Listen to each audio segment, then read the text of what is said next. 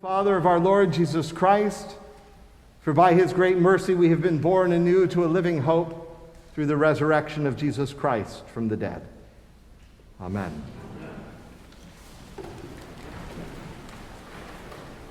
I just realized I forgot to share one important thing in our announcements this morning.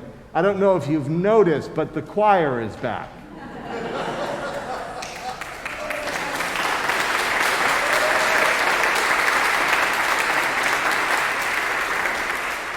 It really is a joy to have all of you with us and worshiping together with the fullness of our common life. It is a real joy. Friends, one of the most remarkable and enduring qualities of the human spirit is our capacity to hope and to dream. From religious observances such as Rosh Hashanah, and the first Sunday of Advent, to secular events such as New Year's Day or the Chinese New Year, we humans have enshrined in our lives the opportunity to start afresh with new hopes and new dreams on the horizon. So profound is this inward desire to look toward a new horizon that brings new life and new possibility for something more and better than what we experience today, that we have incorporated hope not only into the changing seasons of the year, but quite often into any change that we experience. Just as the experience of hope is a universal human experience, so are many of the hopes themselves for rest and peace, both for our bodies and our hearts, for simple happiness and love to fill our lives, to experience beauty, and to do something good and meaningful with our hands, for something better for our children and grandchildren. Universal and profound hopes that we share as people. Like all things that are profoundly human, we may not be surprised to see that the capacity to hope is not only human, but divine.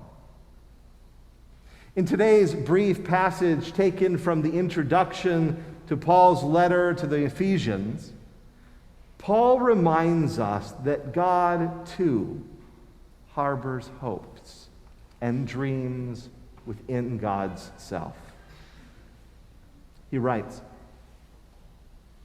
"I pray that the God of our Lord Jesus Christ, the Father of glory, may give you a spirit of wisdom and revelation, so that with eyes of your heart enlightened, that you may know what is the hope to which God has called you, and what are the riches of God's glorious inheritance among the saints, and what is the immeasurable greatness of God's power for us who believe." But it's there, smack in the middle, that he reminds us that God harbors a hope to which God calls us.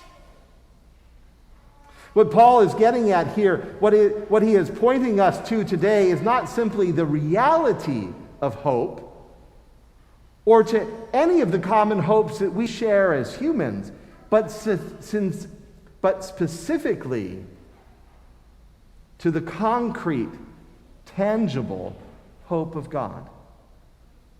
That hope to which God has called us.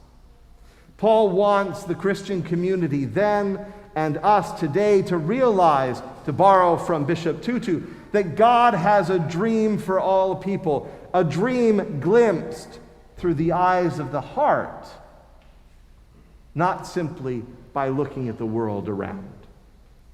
Jesus, of course, speaks to this hope in John's gospel as he proclaims that he has come that you may have life and have it abundantly.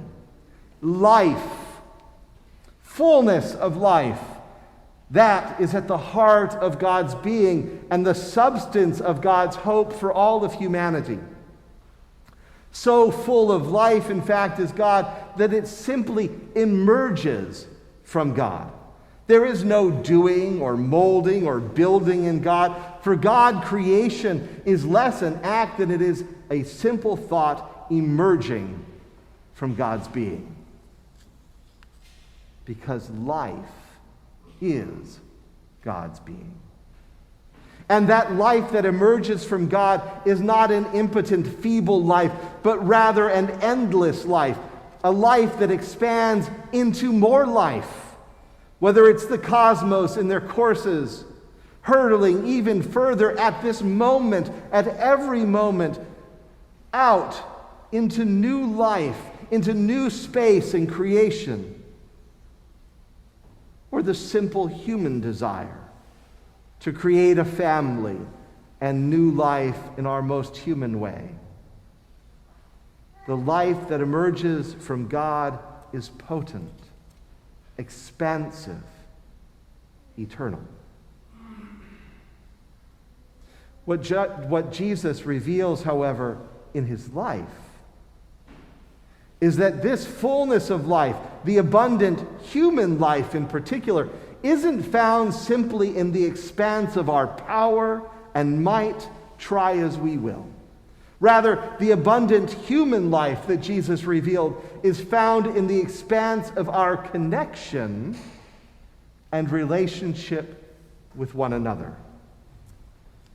Speaking into a world divided across national, religious, and economic lines, Jews and Romans, Pharisees and Sadducees, and ordinary, everyday Jewish women and men, rich and poor, clean and unclean, speaking into a world as divided then as we are divided today.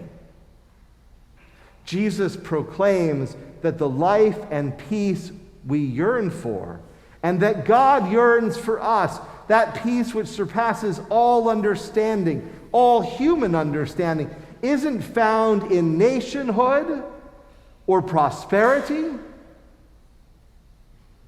but in brotherhood and generosity. Which brings us to this day, Homecoming Sunday at Christ Church, and, if I may say, to Christ Church in general. We are a community rooted in brotherhood and sisterhood and generosity. We practice this. We practice brotherhood and sisterhood and generosity this very week, and every week for that matter. We come together around this holy table to break down the inevitable and invisible walls that divide us all. Literal walls of our various homes to which we will return, and the figurative walls of our hearts and minds, our politics, our economics, our theories and theses on life. We gather around this table week in and week out as a holy people to remember both our hope and our reality that we are in fact one holy family. And this holy family that we are and into which we invite all people to join us, into this holy family that we are, is bound together not by a common wealth or status or our shared politics and thoughts, but by the simple and profound generosity of God and one another.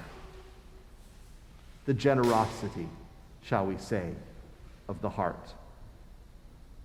In Jesus and in the Eucharist we share, we encounter the generosity of God's heart to open and extend itself, to pour itself out, so to speak, to and for us, not simply when we are kind and faithful, but even when we are absent and obstinate and unkind and ungenerous.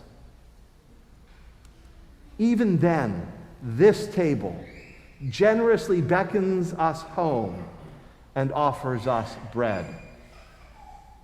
In one another, of course, we experience this same generosity, not simply when we agree and see eye to eye, but even more when we disagree or have been wounded by another, and yet we return to sit down and to sing and to dine together, as all families do. Jesus, friends, has come that we may have life and have it more abundantly. This is God's hope and God's dream for all of us. Those of us in this room, at this table together today, those at other tables and in other rooms the world over, not just Christian tables, but all tables. That is God's singular desire for all of us, that we may have life and have it more abundantly. That is God's hope and God's gift. May we receive it together. That, in fact, is the only way.